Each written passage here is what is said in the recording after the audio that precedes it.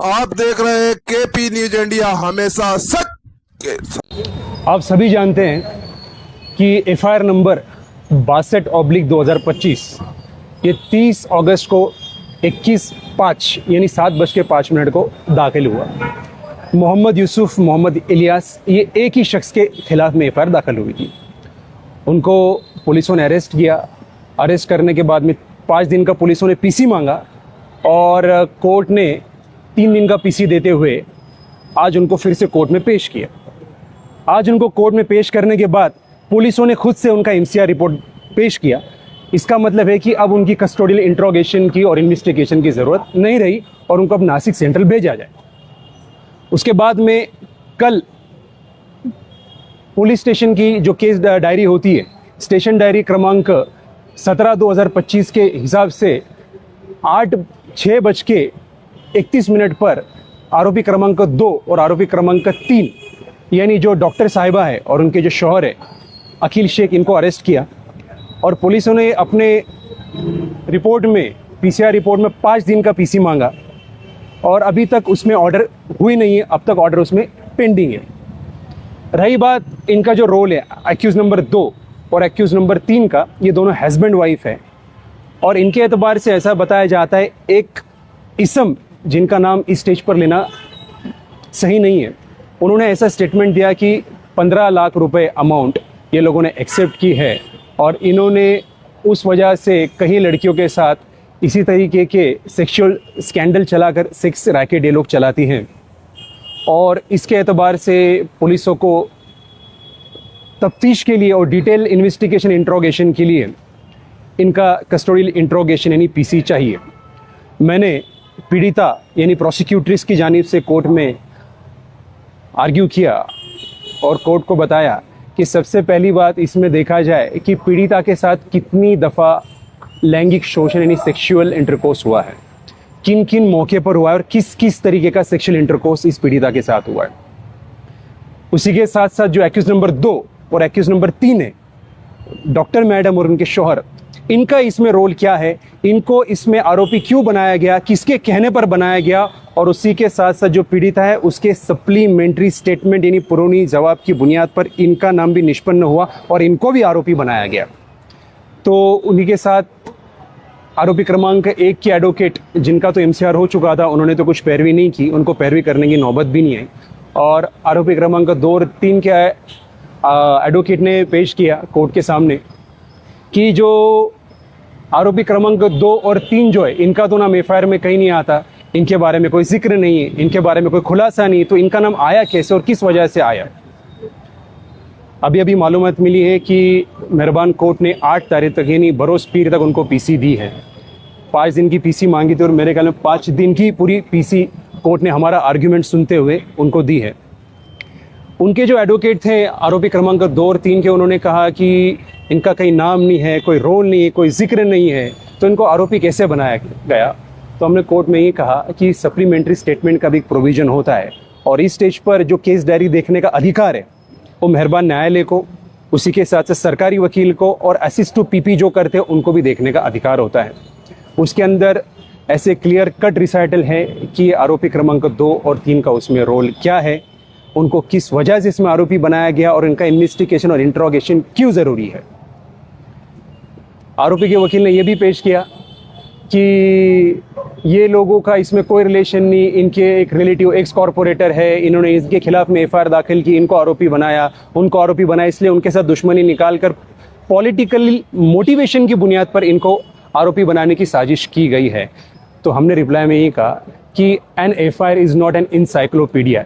Each and everything cannot be mentioned in FIR. Each and everything will be considered at the time of full-fledged trial, and the charge sheet is going to be filed. In that charge sheet, each and everything will be disclosed and promulgated. तो court ने हमारी बात को मानते हुए उनको 8 तारीख तक पीसी दी है और मोहम्मद यूसुफ, मोहम्मद इलियास नामी जो शख्स है उनका आज कोर्ट में एमसीआर दायर किया। सर, तीनों आरोपियों के नाम क्या? आरोपी के नाम तो इस स्टेज पर बताए नहीं जा सकते। जो पॉक्सो एक्ट है उसकी प्रोविजंस बहुत स्ट्रिंजेंट एंड एस्ट्रिंजेंट है और इस स्टेज पर नाम बताना, चाहे वो पीड़िता का हो या फिर अपेक्षित आरोपी का, वो बताना मुमकिन नहीं है। बहरहाल इसमें एक और डेवलपमेंट ये हुई है कि जो आईपीसी का सेक्शन 384 जो था पुराना जो अभी BNS का सेक्शन 308 हो चुका है एक्सटॉर्शन खंडनी का, और उसी के साथ साथ सेक्शन 16 पॉक्सो एक्ट का वो भी ऐड हुआ है, abetment to instigate a person to do any wrongful act. इसमें इनिशियली सेक्शन 64 यानी 376, 351(2) यानी 504, 356(2) यानी 308 इसके अंदर लगाया गया था। उसी के साथ साथ 4, 6, 12 ये सेक्शन इनिशियली लगे थे। सेक्सुअल पेनिट्रेशन एक्ट हो गया, सेक्सुअल हरासमेंट हो गया, या फिर सेक्सुअल असॉल्ट हो गया, सब कलम उसमें इनिशियली लगे थे।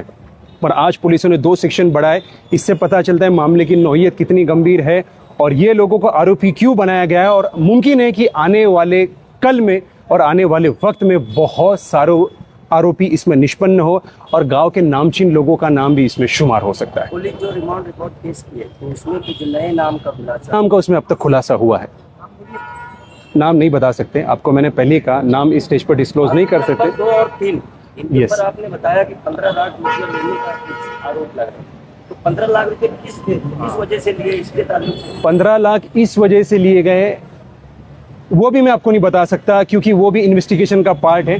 बट ये बताया गया है कि 15 लाख लेने की वजह ये रही है कि एक स्कैंडल चलाते हैं और सेटलमेंट की बात थी, बस यहीं तक मैं बता सकता हूँ। अच्छा, आरोपी नंबर जो 1 है इनकी तरफ से 15 लाख रुपया आरोपी नंबर 2 और 3 को दिया गया है, ऐसा एक शख्स ने उनके स्टेटमेंट में पुलिसों के सामने कहा है। अच्छा, ये जो आरोपी है 1, 2 नंबर और 3 नंबर इसी में से किसी ने कहा है क्या? आरोपी क्रमांक 2 और 3 दोनों का नाम लिया गया है। अच्छा, पीड़िता का डायरेक्टली ये दोनों लोगों से क्या ताल्लुक है? ये जो 2 नए मुस्लिम, बड़ा अहम सवाल आपने किया है। पीड़िता जो थी वो आरोपी क्रमांक 2 के पास असिस्टेंट बोल के काम करती थी। वो उनके ऑफिस में, वो उनकी क्लिनिक में कई अरसे से काम कर रही थी और ऐसा कहा जाता है, प्रोसिक्यूशन की ऐसी स्टोरी है कि यही जो आरोपी क्रमांक 2 है ये सप्लाई करती थी और यही उनको अपने कस्टमर तक पहुंचाती थी, ऐसा कहना है, मजबूर करके, कंपेल करके। ये मामला कब का है और जब ये मामला पोस्टों का दाखिल हुआ, लेकिन आज लड़की बालिग है, तो ये क्या है?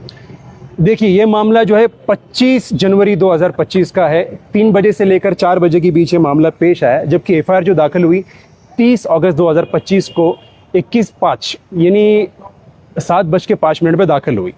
आपका सवाल बिल्कुल दुरुस्त है कि मामला कब का है और FIR अभी क्यों दाखिल हो रही है। तो अगर आप FIR पढ़ेंगे और FIR का पैरा नंबर 4 पढ़ेंगे तो उसके अंदर क्लियर कट रिसाइटल दिए कि इसमें इतना डिले क्यों हुआ है, इसकी वजह क्या है, वो भी आपको इस स्टेज पे बताना सही नहीं, क्योंकि पॉक्सो एक बहुत स्ट्रिंजेंट एक्ट है, उसकी प्रोविजन बहुत हार्श है और अभी कोई चीज़ रिवेल करना और अभी कोई चीज़ बताना ये प्रोसिक्यूशन के लिए फैटल साबित हो सकता है। Okay, thank you. Thank you sir. ये दोनों को पुलिस ने आज अरेस्ट करने के बाद में इसमें जो कलम बढ़ाई है वो कलम भारतीय न्याय संहिता 308(2) के तहत और पोक्सो का एक्ट 16 के तहत ये 2 सेक्शन आज पुलिस ने इसमें एक्स्ट्रा ऐड किए हैं। ये जो तीनों आरोपी है, इसमें 3 आरोपी है, तो तीनों पे वही कलम लगी है क्या? नहीं, अभी ये 2 आरोपी को जब अरेस्ट करी पुलिस ने तो इनके ऊपर, इनको अरेस्ट करने के बाद इनके ऊपर ये कलम लागू होती है, ऐसा पुलिस का बोलना है।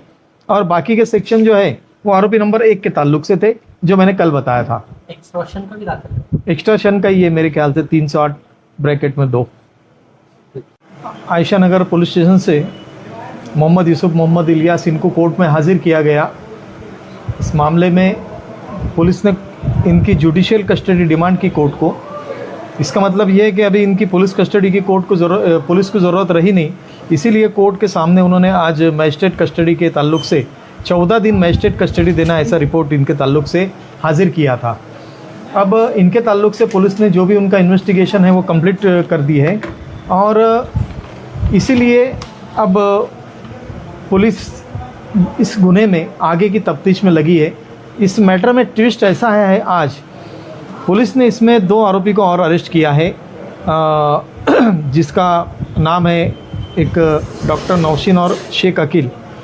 अब ये लोगों को जब पुलिस ने अरेस्ट की तो इनके खिलाफ़ में इस तरीके का आरोप है कि भाई इस मामले के अंदर आरोपी नंबर 1 यूसुफ इलियास को जो है तो ये दोनों ने एक ब्लैकमेलिंग करने और खंडनी वसूली के ताल्लुक से एक ऐसे एरिया में बुलाया जहाँ पर CCTV वगैरह चल रहे थे और ऐसे एरिया में बुला के किसी लेडीज़ से बातचीत वगैरह करवाए हैं जो ऑलरेडी कैमरे में सिर्फ बातचीत के ताल्लुक से आए हुए हैं। पुलिस ने इनको हिरासत में लेके इनकी पुलिस कस्टडी मांगी 2 लोगों की, और कोर्ट ने इनको 8 तारीख तक पुलिस कस्टडी में रखने का ऑर्डर किया। इस मामले के अंदर यूसुफ इलियास को ये लोगों ने ब्लैकमेलिंग करके इनसे 25 लाख रुपए मांगे थे, और कुछ 15 लाख रुपए उनसे इन्होंने लिए भी थे। और ये किस मामले में लिए गए, इसके ताल्लुक से बहुत डिटेल में पुलिस को इन्वेस्टिगेशन करना है। इसके लिए आज इनको कोर्ट के सामने हाजिर किया गया था। उसके अंदर पैसे देन लेन में और इनको जो ब्लैकमेलिंग की गई, इसके ताल्लुक से और कौन गवाह है, क्या है, इसकी भी तफ्तीश पुलिस कर रही है। ये मामले को एक चीज़ तो अभी ऐसी नज़र आ रही है कि मेरे जो क्लाइंट है यूसुफ इलियास, इनको इस मामले के अंदर फंसाया गया है, और सिर्फ फंसाया नहीं गया है, उनको जो है तो इस मामले में खंडनी वसूली जैसा एक ऑफेंस इस मामले में किया गया। 25 लाख रुपए की उनसे डिमांड की गई, 15 लाख रुपए उनसे वसूला गया। ये सब मामला अब तफ्तीश के अंदर सामने आ रहा है। पुलिस इसकी और भी डिटेल इन्वेस्टिगेशन में लगी हुई है। अब इसके बाद में पुलिस इन्वेस्टिगेशन में क्या लाती है, ये आगे हमको देखना है। ये 15 लाख रुपया किस चीज़ के लिए दिया गया? पुलिस रिपोर्ट में ऐसा बताया जा रहा है कि भाई ये 2 आरोपी जो पुलिस ने आज अरेस्ट की है, इन्होंने यूसुफ इलियास को इस तरीके की धमकी दी थी कि तुम्हारे कुछ वीडियो और ऑडियो हमारे पास है। अब पुलिस वो भी तहकीकात कर रही है कि ऑडियो वीडियो जो है वो बोगस है, या किस तरीके से ये ऑडियो वीडियो इनके पास इन्होंने जो बता के धमकी दिए हैं वो किस तरीके के हैं, कई एडिट वगैरह करके तो नहीं लाया गया है। इस ताल्लुक से पुलिस इसमें इन्वेस्टिगेशन कर रही है। कई वीडियोस जो है तो वायरल हो रही थी, तो उसमें कितनी सच्चाई है, हकीकत है, उसके बारे में ही पुलिस तहकीकात करने के लिए इनकी दोनों की पुलिस कस्टडी पुलिस ने ली है। इस मामले में कल शेख अकीला उनकी बीवी को गिरफ्तार की, तो ये जो फरियादी थी उसने नाम लिया है कि किस तरीके से इनका नाम आया? नहीं, इसमें फरियादी ने नाम लिया है शायद। उसके ताल्लुक से तो रिपोर्ट के अंदर कोई डिटेल नहीं है कि भाई फरियादी ने ली या इन्वेस्टिगेशन के अंदर पुलिस ने इनको अरेस्ट की। लेकिन मालूमात ऐसी है इसके अंदर कि भाई ये दोनों के ताल्लुक से अब फरियादी का भी स्टेटमेंट पुलिस अगर ले रही होंगी तो आज किसी भी तरीके के स्टेटमेंट हम लोगों को देखने का अधिकार नहीं है। जब तक इसमें इन्वेस्टिगेशन पूरा होकर चार्जशीट कोर्ट में फाइल नहीं होता, तब तक पुलिस ने किन किन लोगों के स्टेटमेंट ली, ये ताल्लुक से हम लोगों को मालूमात नहीं रहती। कोर्ट में आज पुलिस ने जो रिमांड कोर्ट पेश की, उसमें किसी और का नाम है, किसी और गिरफ्तारी होने की? इसके अंदर फरारी बोल के जो है तो एक नदीमुद्दीन अलीउद्दीन ऐसे नाम का आदमी फरार बता रही है पुलिस। यही एक नाम है? बस सिर्फ एक ही नाम है, और कुछ मास्टर माइंड उनके वगैरह से? नहीं, ऐसा तो कुछ नाम अभी तक पुलिस ने सामने नहीं लाई है।